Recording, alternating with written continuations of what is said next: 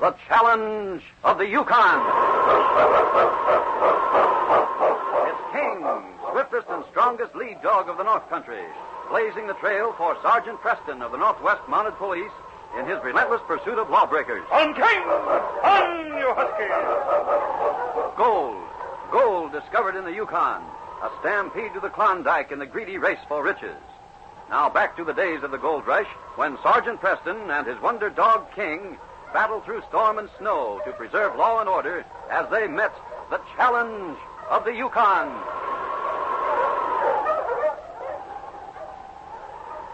The Gold Nugget Cafe in Dawson City was crowded as usual.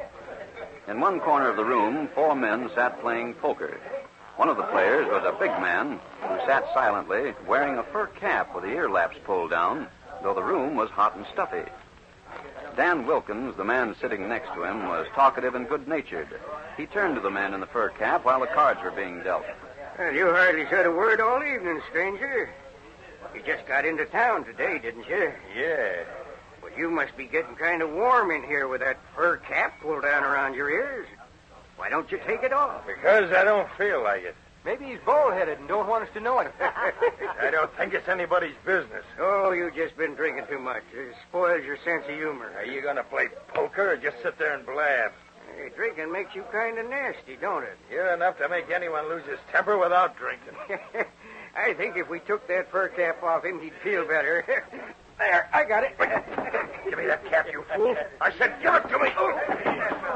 It'll teach you to mind your own business. Hey, there wasn't a call for that. What did he do to you? He hit Dan. Listen, stranger, that wasn't necessary. What's wrong with you, anyway? And what are you going to do about it, smart Alec? I'll show you. Oh, no, you don't. Oh, hey, he shot Pete. Now stand back, all of you. I'll give you a taste of this lead. Don't anybody try to come out of this place. Is Pete all right? Stand back, he's shot. Somebody get a doctor.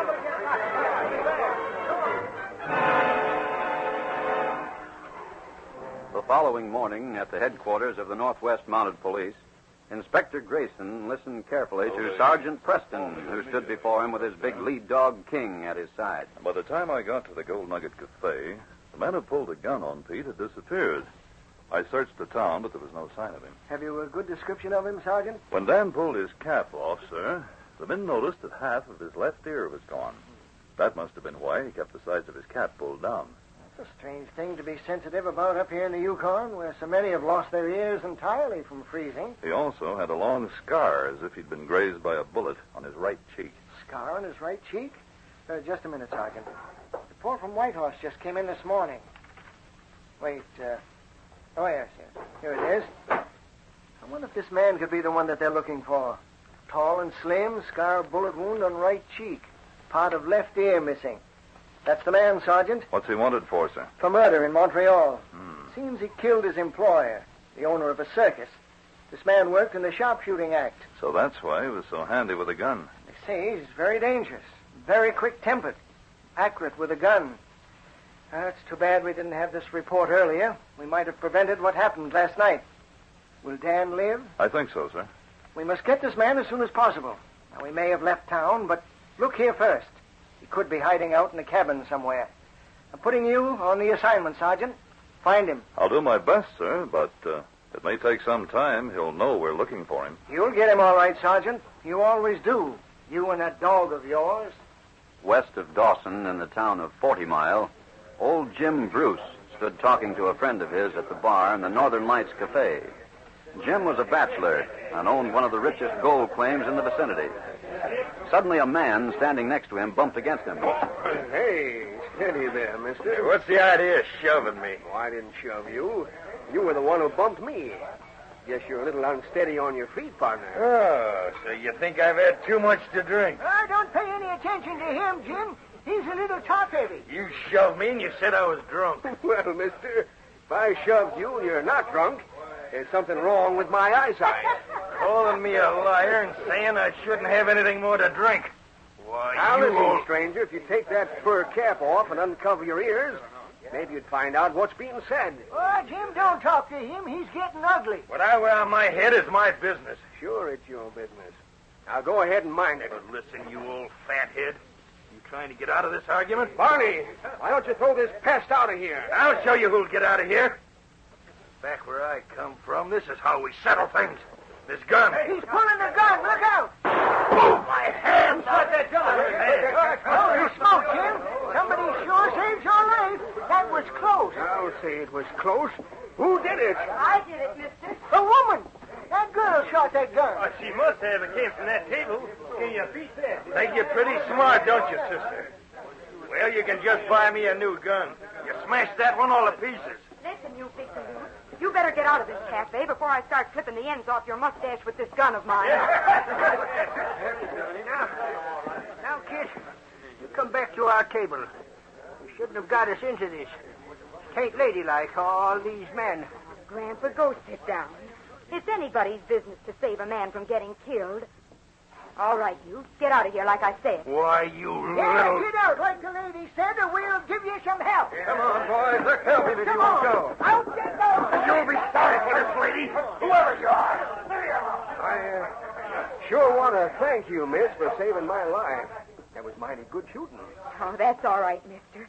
I saw him pull that gun on you, and I did it without thinking. Yes, come on over and sit at our table, mister. I'd be glad to.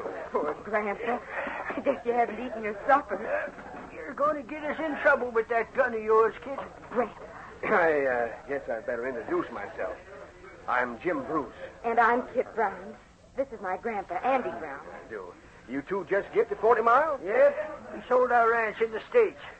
We heard about this gold rush, and nothing would satisfy Kit till we took a crack at it. Tain't like we thought, though. What do you mean? According to the stories we heard, all you had to do was come up here and dig a hole, and there was gold. No, I'm afraid it's a little harder than that. It sure is. We went to Dawson first, but couldn't even find a place to stay. Thought we'd try this town, but it's just as bad. Why, they charge $1 just to sleep on the floor with about 50 other people. Well, you mean you can't find a room in any hotels? Everything's packed to the roof. Even if we had enough money to pay for it, we couldn't find a place. Food's so plagued high, just about all our cash is used up. Grandpa, you don't have to tell all our private business. If you'd have used your head a few minutes ago, maybe we'd have got enough money to get along on. Why, what do you mean? Well, you see, Mr. Bruce, nobody ever thinks a woman can shoot. Not many of them can. Kit can always earn money by getting in a shooting contest with somebody and betting she can beat him. I always tell them I'm a good shot, but they don't believe it. We always win. 'Cause Kit here can outshoot any man I ever see. Now she went and spoiled it all. Grandpa, keep still. I couldn't let that man kill Mr. Bruce right in front of my eyes. Well, no, I guess you couldn't rightly do that. You mean nobody will get into a shooting match with Kit now, huh? That's it. This story will fly all over town like wildfire. We won't get anybody to shoot again her now, let alone betting on it. We won't even have money enough to eat or a place to live. Of course, you're forgetting the fact that this little lady just saved my life. Huh? You mean you're going to reward her? Now, Grandpa, don't say that. You know I couldn't accept money for anything like that. Well, I was just asking. Well, if it embarrasses you to take money, I'd like to propose something else. I live all alone out here in a big cabin. You're both welcome to come out and stay until we can figure something out for you. Oh, no, that's too much to ask. Maybe it'd be Are easier you a to... prospector? Yep, got a very good gold claim, and I could use some help. Maybe your grandfather here could help me work it, and I could take some shooting lessons from you, young lady. I don't know a thing about guns, and that's a handy thing to know around here. That's mighty nice of you, Mr. Bruce. But, Kit, do you think... Now, Grandpa, we may as well admit we're in a bad spot. Mr. Bruce is a lifesaver. I don't know how to thank you, Mr. Bruce. We'll sure be happy to accept your hospitality. Why, you're the one who's the lifesaver. Now, you two get your baggage and move right out to my cabin. And I'll teach you all I know about shooting.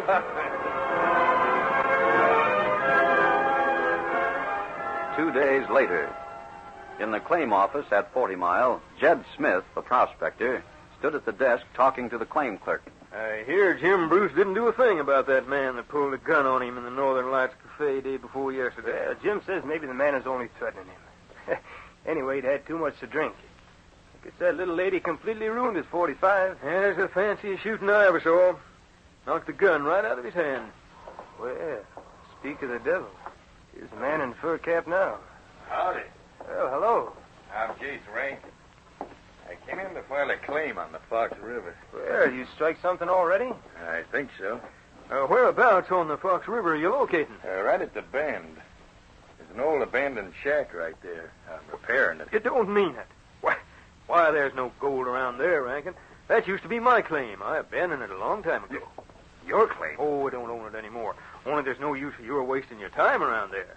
I prospected ever into that. Well, I guess you just weren't very thorough.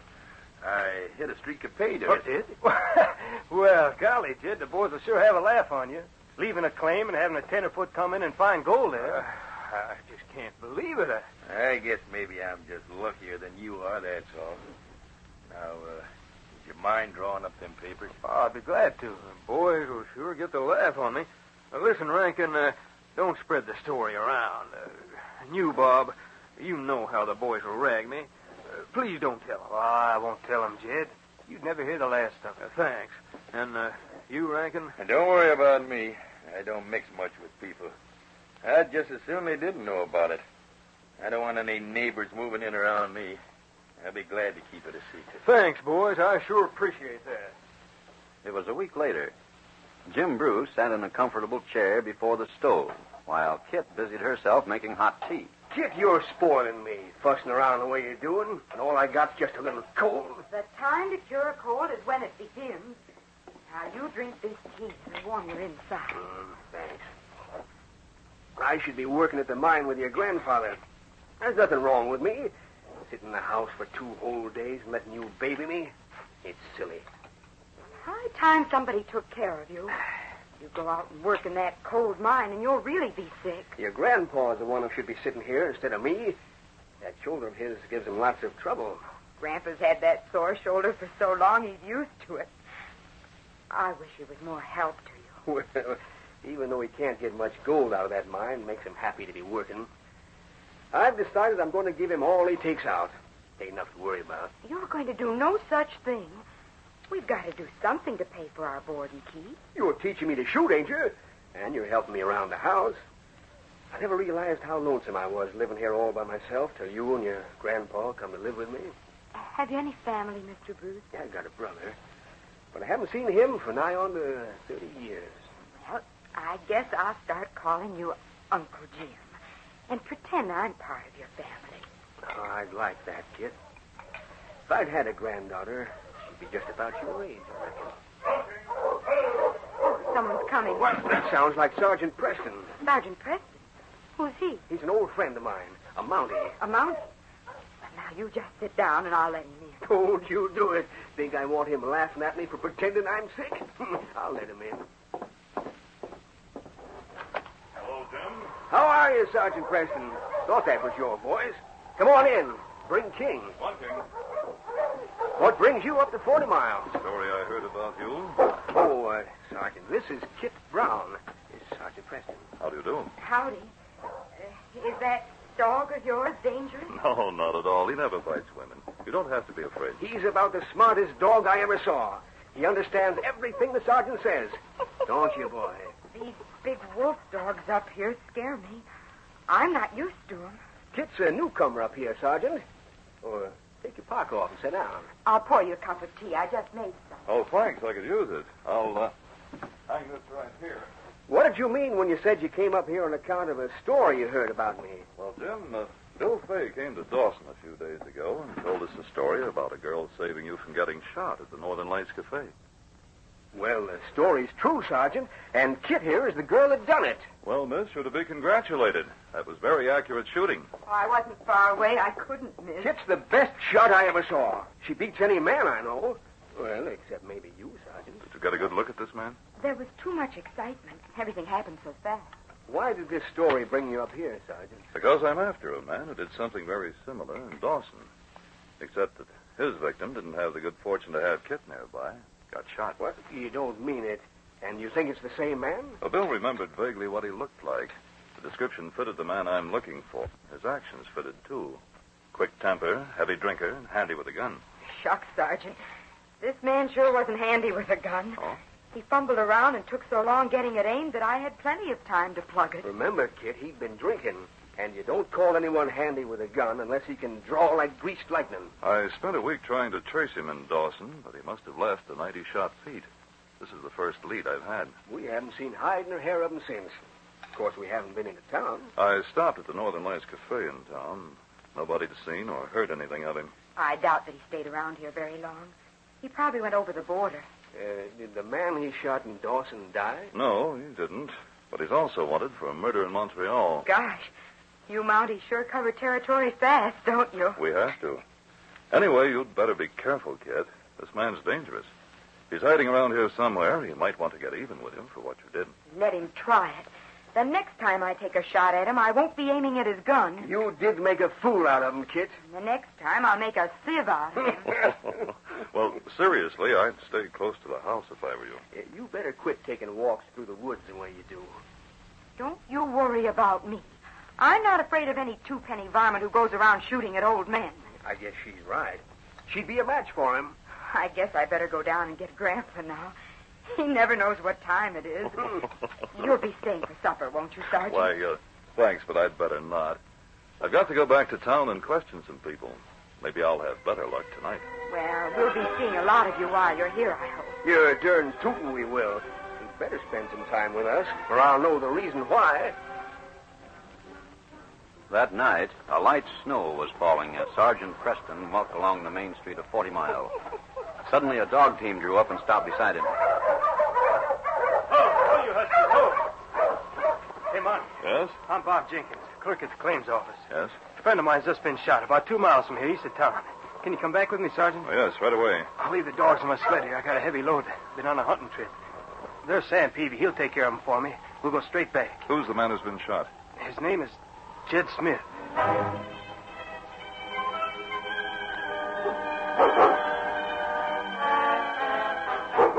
Cabin much farther? We're almost there. And you say you can't think of anyone who might want to murder Jed? He didn't have an enemy in the world. I was his best friend, Sergeant. I'd know if anyone would. Well, did he have any money? Could somebody have killed him and robbed him? Well, he had a claim, but it wasn't much good. Jed just had bad luck, that's all. He had a claim that he thought was worthless, and he left it. Some lucky stiff from outside came in and found gold on it. And Jed swore there wasn't a smell of gold on the place.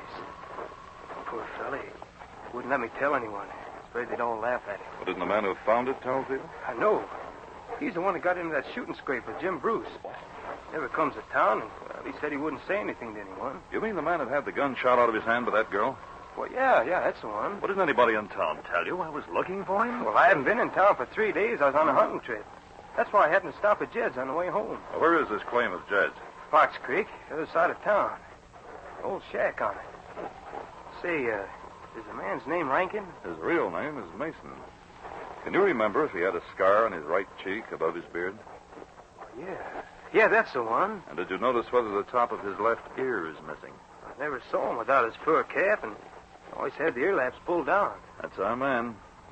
Does anyone except you know that he's living on Fox Creek? I never told anybody on account of Jed. Jed was the only one that knew. Maybe it's a good thing you weren't in town tonight. You might have had a bullet in you by now. Yeah, but why would he file a claim like that if he was going to hide out? He must have done it to keep anyone else from coming there. And he must have had some other reason. You and Jed were the only ones who knew he was living in that cabin, weren't you? Well, as far as I know, we were. He knew we wouldn't tell anyone on account of Jed's being a laughingstock for leaving a good claim. I think you'd better stay with me tonight, Bob, for your own safety. Here's Jed's cabin. Now, there's no use looking for tracks around it. The snow's covered everything. Let's go in.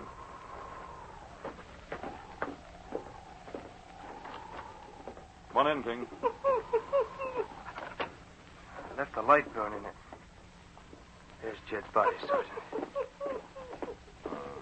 Shot in the head. No sign of a struggle. Yeah, Jed sure didn't suspect the man that did it. I don't see why Rankin would want to kill him. Rankin, as you call him, may have heard some way that I was in town looking for him. You and Jed were the only ones who knew he was still here. He wasted no time quieting Jed. You might have been next. Well, that's why you want me to stay with you tonight? Yes, Bob. And tomorrow morning, I want you to show me where Rankin's cabin is. Look at that dog, Sergeant. I bet he knows the man we're after. Yeah, and if he could talk, it'd help, too. King can almost talk, and I think he knows the man I'm looking for right now. The following morning, Bob and Sergeant Preston went to the cabin of the man who called himself Jace Rankin. The Mountie left his dog team in town, but King was close at his side. As they cautiously approached the cabin, Sergeant Preston noticed footprints in the new fallen snow. I guess we don't have to be too careful, Bob. These tracks lead away from the cabin, and there aren't any leading back. Yeah, you're right, Sergeant. Guess we got here a little too late. It's gone. Let's have a look at his cabin anyway. Door's unlocked. Nobody home, though. Sure is a dirty place. Here's some old shovels and a pickaxe. It's thick with rust. Well, he sure hasn't been doing any mining with those. You know, I can't understand why he's staying here. The border's so close, he could have been well into Alaska by this time. Say, here's an old tool chest. Wonder what's in it. It's locked. Locked?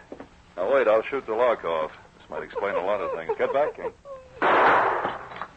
Hey, that did it. Yeah, I'll open it. Look. Oh, it's full of white rock. Why, it's gold. That rock's laced with gold. Gold from a very rich vein. Come on, Bob. We're following those tracks. I'm beginning to be worried about Jim and Kit. Yeah, we better find this man fast.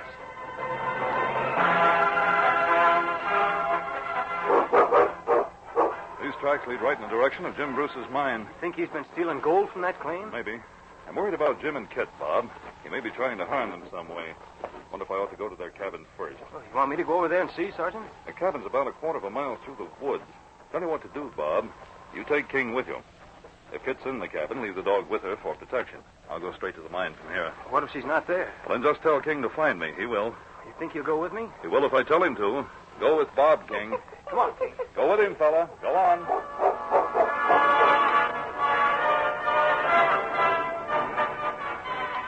As Sergeant Preston approached the mine shaft that led into a hillside, he heard the voices of Kit and a strange man. A light was burning inside the shaft, and the Mountie walked toward it softly. Now, you're getting out here, I said. Oh, no, I'm not. I'm not taking orders. I'm giving them. Staying right here. And I say you're leaving. The lady's right, Mason. You are leaving with me. You're under arrest. Mountie. Sergeant Preston. Hand over that gun, Mason. Thanks. I've been trailing you for a long time, ever since you shot Dan Wilkins in Dawson. I don't know what you're talking about. My name's Rankin. That's the name you've been going by in 40 Mile. Come on, you're coming with me. Just a minute, Mountie. Put up your hands. What? Put 'em up, I say. You know how well I can shoot. You didn't know we were partners, did you, Mountie? Now keep him covered, kid. I'll take that gun out of his holster. No, you don't. Oh, my arm. Don't move or I'll break it. Don't shoot, kid. You'll hit me. You'll make a good shield. You shoot at me, you'll kill him, Kit. You move fast, don't you, Sergeant? But I guess you forget how well I can shoot. Jace ain't covering all of you. You're too big. Now hold still, Jace, and I'll pick him off around the edges. No, kid. Don't shoot. You'll kill me. Don't go yellow on me now. I used to shoot cigarettes out of your mouth. The time I shot the top off your ear, I meant to do it. Now hold still. There goes your hat, Mountie. You shouldn't have ducked. This time I'll get you.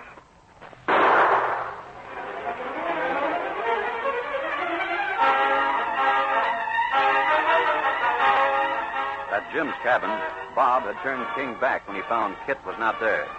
The great dog retraced his trail to the point where Preston had left him, and then sped like an arrow in the direction of the mine. As he approached, he heard the sound of gunshots. Sensing that his master was in danger, raced madly into the entrance and leaped straight at the hand that held the gun blazing at the Mountie. My arm! Take him off! Help!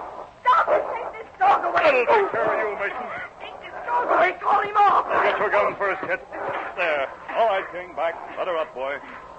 Get up, Kit. You're not hurt. Keep him away from me. I thought you said he wouldn't fight a woman. He will if she's trying to kill me. So you were part of all this. Beginning to understand things now. This is why Mason was staying in 40 Mile. You can't prove a thing. Your grandfather's in on this, too. Well, Mason seems to be coming, too.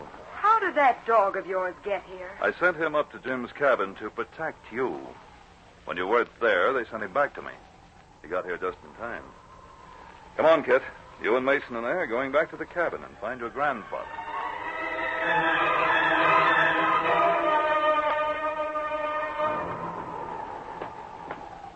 When Sergeant Preston entered Jim Bruce's cabin with his two prisoners, Jim rushed toward them. I'm so glad you got to the mine in time, Sergeant.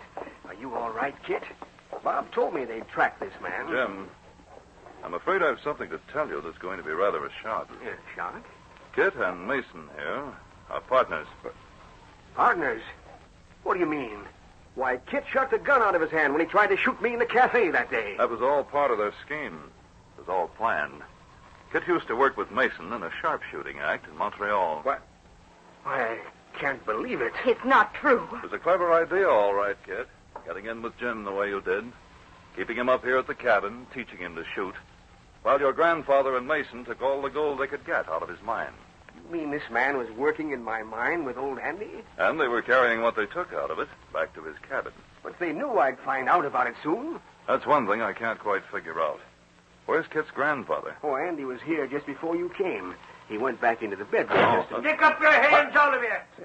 The shotgun will blow the brains off anyone who tries anything. No, Grandpa. Don't shoot that gun. It'll kill you. Drop it. What?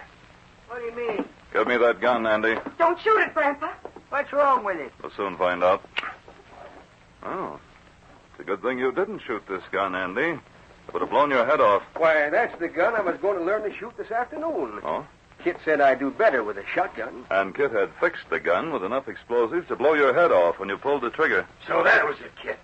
That's why you wanted me to leave here. You were going to kill the old man off so you and Grabber could keep the gold mine for yourself. Shut up, Jay. I won't shut up. That's why you told me yesterday that Sergeant Preston was looking for me. So that's how you found it out. And that's why you killed Jed Smith, Mason. So he couldn't tell me where you were. He's a fool. He's always too ready to use that gun of his. If it hadn't been for you, Jace, we'd never have been caught. And if my dog hadn't got to the mine in time, I wouldn't be here to put you all into arrest. I'm doing that right now, all three of you. Get ready, you're coming with me. I told you, Kit, we should have got rid of that killer. Shut up, you old colluder. Get over there, Andy, and all three of you be quiet. I don't know how to thank you, Sergeant. They sure had me fooled. If it hadn't been for you and King... We're both indebted to King, Jim. Yes, old fella. Thanks to you, the case is closed.